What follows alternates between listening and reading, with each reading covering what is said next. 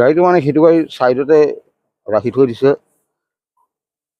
Parking light জ্বলা নাই, ধৰিব নোৱাৰিলোঁ।